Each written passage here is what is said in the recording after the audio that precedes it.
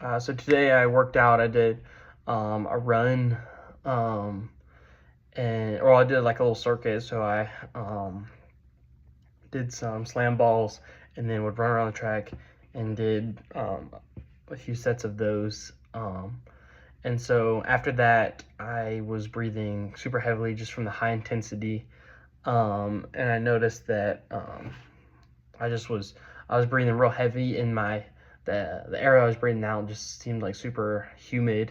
Um, and that's where I was kind of able to relate it to what we talked about in class, where we're breathing out H2O with CO2, um, which I thought was super cool, because we're talking about acid-base balance and how um, you're going to have acid buildup in um, your muscles, and to balance that out, you're going to be with the acid. You're going to balance that out through your first line of defense, your dipeptides, your proteins, your phosphates, and then you're going to balance that out through getting the H plus, the hydrogen ions, what making it acidic. You're gonna be able to move those out of the cell via your three channels, your NHE, your MCT, and then your NBC.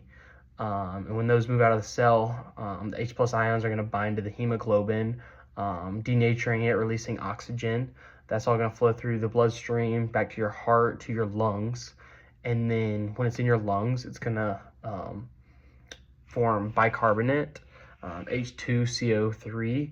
And you're going to split that up into an H2O molecule and a CO2 molecule.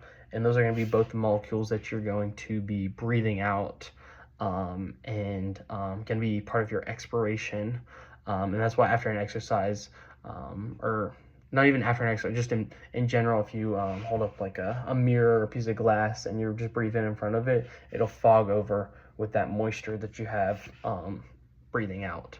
And so that's kind of where the moisture comes, and I was able to relate that to my superset workout that I did at the gym today.